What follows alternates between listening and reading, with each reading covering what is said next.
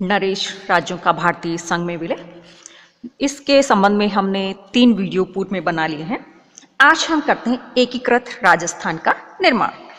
कि स्वतंत्रता के बाद भारत सरकार की दृष्टि उन छोटे बड़े राज्यों के विलीनीकरण या फिर कह सकते हैं कि उनको एक करने की हो गई थी, जो अपने अल्प साधनों से प्रगतिशील शासन की आवश्यकताएं पूरी करने में असमर्थ थे।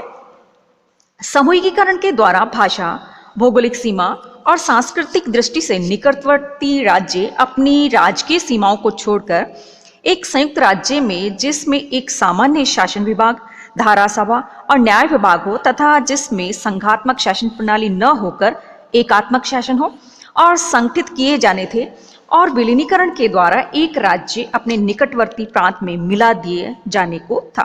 स्वतंत्रता के समय राजस्थान में 19 ऐसे राज्य थे जिनके शासकों के सम्मान में तोपों की सलामी दी जाती थी। 3 छोटे राज्य ऐसे थे जिनके राजाओं को यह सम्मान प्राप्त नहीं था। इनके अलावा अजमेर, मेरवाड़ा का छोटा सा इलाका भी था जो कि सीधा अंग्रेजों के नियंत्रण में था, और ये सभी मिलाकर एक विशाल संगठित क्षेत्र का निर्माण करते थे।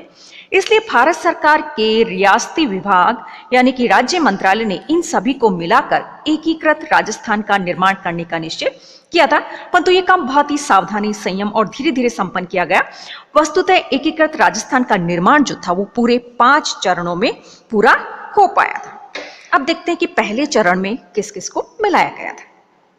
प्रथम चरण, उसमें मत्स्य संघ का निर्माण किया गया कि स्वतंत्रता और देश के विभाजन के साथ ही समूचे भारत में सांप्रदायिक दंगे फसाद शुरू हो गए थे, और इसका असर अलवर और भरतपुर रियासतों में कुछ ज्यादा ही रहा। अलवर में आबाद मेव जाति पिछले कई वर्षों से अलवर सरकार के लिए निरंतर चिंता का कारण बनी हुई थी। स्वतंत्रता के कुछ दिन पहले से ही मेवों ने सांप्रदायिक दंगे कर अशांति और आतंक फैला दिया था, और इस आतंक ने भरतपुर रियासत को अपनी चपेट में ले लिया था। संयोगवश भारत सरकार के पास ये चिंताजनक अफवाह पहुंची कि मेवों को अलवर राज्य से खदेड़ने के लिए कई प्रकार के उपायों का सहारा लिया जा रहा है, और इसमें अलवर रियासत के मुख्यमंत्री डॉक्टर NB खरे का भी हाथ हो सकता है। भरतपुर, धौलपुर और करौली के बारे में भी इसी प्रकार की सूचनाएं सरदार पटेल को मिली थी, और सरदार पटेल ने संबंधित राज्यों को, विशेषकर अलवर और भरतपुर के नरेशों को शांति एवं व्यवस्था बनाए रखने के लिए विशेष हिदायतें दी थी। फिर भी उन्हें दोनों राज्यों में सांप्रदायिक तनाव की खबरें मिलती रही। इसी बीच दिल्ली में महात्मा गांधी की हत्या कर दी गई, और उस संबंध में अनेक प्रकार की अफवाहें उठने लगी।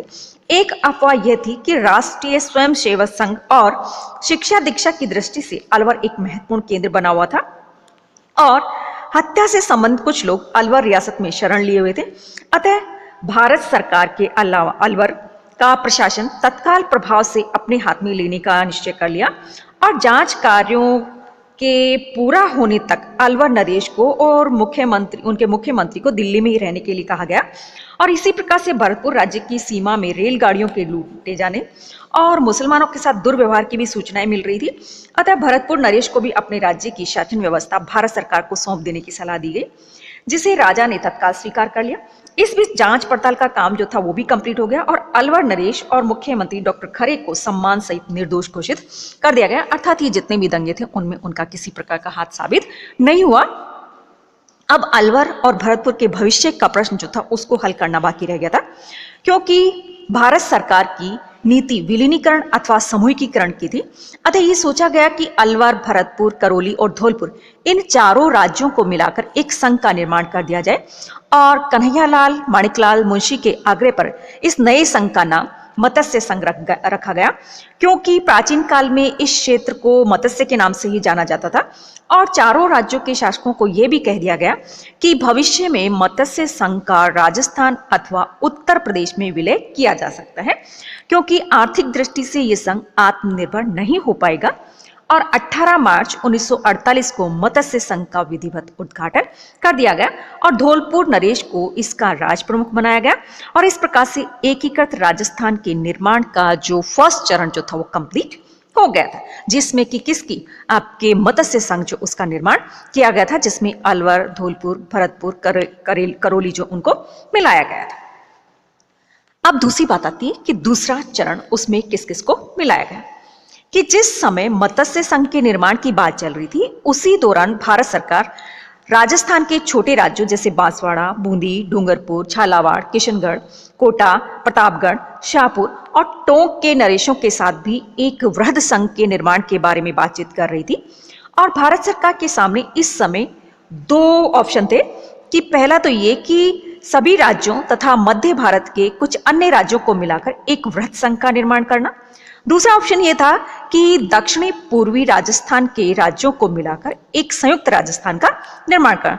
दोनों ही विकल्पों पर विस्तार से बातचीत करने के लिए संबंधित राज्यों के राजा जो थे उनको कांग्रेसी नेता जो उनको दिल्ली में बुलाया गया।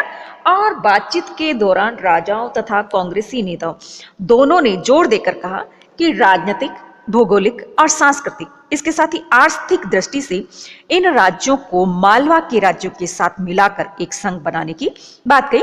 और सभी की स्वीकृति मिल जाने के बाद इन राज्यों को मिलाकर संयुक्त राजस्थान का निर्माण किया गया और इसका उद्घाटन 25 मार्च 1948 को किया गया। और कोटा के शासक जो थे उनको इस नए संघ का राज प्रमुख बनाया गया। इसके साथ ही एकीकृत राजस्थान का दूसरा चरण जो था वो भी कंप्लीट हो गया।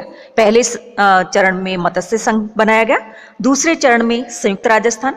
पहले चरण में जो मत्स्य संघ था उसमें अलवर, भरतपुर, करौली और धौलपुर को मिलाया गया। फिर बाद में जो संयुक्त राजस्थान का निर्माण था उसमें छोटी छोटी रियासतें जैसे बांसवाड़ा, बूंदी, डूंगरपुर, झालावाड़, किशनगढ़, कोटा, प्रतापगढ़, शाहपुरा और टोंक के राज्यों को मिलाकर एक संयुक्त राजस्थान का निर्माण किया गया। अब अगली बात आती है कि तीसरा चरण उदयपुर का संयुक्त राजस्थान में शामिल होना। कि संयुक्त राजस्थान का जब निर्माण की बात चल रही थी उसी दौरान भारत सरकार ने उदयपुर राज्य के साथ भी बातचीत की थी और महाराणा से इसके संबंध में शामिल होने का आग्रह भी किया। परंतु उस समय उदयपुर सरकार ने सुझाव रखा कि दक्षिणी पूर्वी राजस्थान के सभी राज्यों का उदयपुर राज्य में विलीनीकरण कर दिया जाए। परंतु ये सुझाव न तो अन्य राज्यों को और न ही भारत सरकार को पसंद आया और संयुक्त राजस्थान के विधिवत उद्घाटन के कुछ दिनों पूर्व ही भारत सरकार को सूचना मिली कि उदयपुर के महाराणा प्रस्तावित संयुक्त राजस्थान में सम्मिलित होने को तैयार है।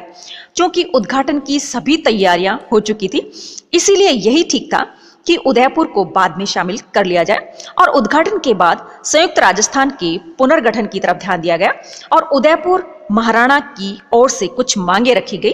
और उनकी पहली डिमांड यही थी कि महाराणा को संयुक्त राजस्थान का वंशानुगत राज प्रमुख बनाया जाए और दूसरी ये थी कि उनको 20 लाख रुपया वार्षिक प्रीवी पेंशन या प्रीवी पर्स जो है दिया जाए। और तीसरी डिमांड ये थी कि उदयपुर को संयुक्त राजस्थान की राजधानी बनाया जाए। और अंत में यह डिसाइड किया गया कि उदयपुर महाराणा को संयुक्त राजस्थान का आजीवन राज प्रमुख मान लिया जाए, परंतु उनके उत्तराधिकारियों के लिए ये नियम लागू नहीं होगा और महाराणा को 10 लाख रुपए प्रीवी पर्स और 5 लाख रुपए वार्षिक राज प्रमुख का भत्ता और 5 लाख रुपए वार्षिक परंपरागत खर्च और दान पुण्य आदि के लिए दिए जाएंगे और उदयपुर को राजधानी बनाने की बात जो थी वो भी मान ली गई। इस प्रकार से पुनर्गठित संयुक्त राजस्थान की सभी बातें तय होगी और इसके राजनीतिक महत्व को देखते हुए भारत के प्रधानमंत्री पंडित जवाहरलाल नेहरू के द्वारा 18 अप्रैल 1948 को इसका विधिवत उद्घाटन कर दिया गया।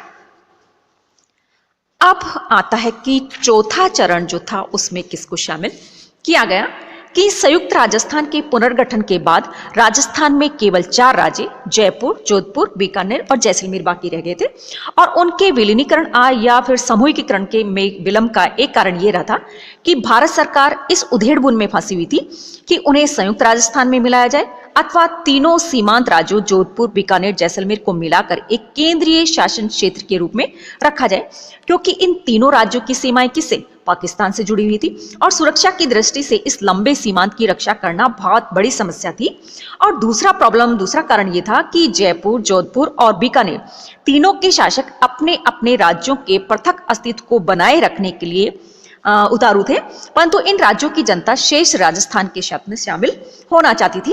अंत में भारत सरकार ने इन चारों राज्यों को संयुक्त राजस्थान के साथ एकीकृत करने का निश्चय किया और 11 जनवरी 1949 को पीवी मेनन ने जयपुर जाकर जयपुर महाराजा से इस संबंध में बातचीत की और उनकी स्वीकृति मिल जाने के बाद जोधपुर, बीकानेर और जैसलमेर के शासकों के साथ संपर्क किया गया और उन्होंने भी सैद्धांतिक तौर पर मैनर के प्रस्ताव जो उसको एक्सेप्ट कर लिया।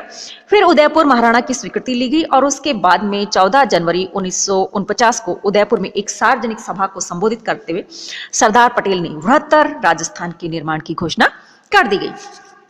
परंतु बृहत्तर राजस्थान के निर्माण का काम जो था वो सरल नहीं था और भारत सरकार की तरफ से तो जयपुर, जोधपुर, बीकानेर और जैसलमेर के राजाओं से शर्तें तय करनी थी, तो दूसरी तरफ मौजूदा संयुक्त राजस्थान के शासकों को भी संतुष्ट करना था और इन दोनों से भी कठिन समस्या थी जनता के वरिष्ठ नेताओं की, जैसे पंडित हीरालाल शास्त्री, जयनारायण व्यास, माणिक्यलाल वर्मा, गोकुल भाई भट्ट।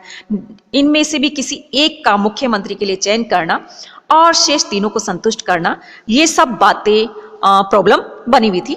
आगे हम करते हैं कि इनको किस प्रकार से सॉल्व किया गया।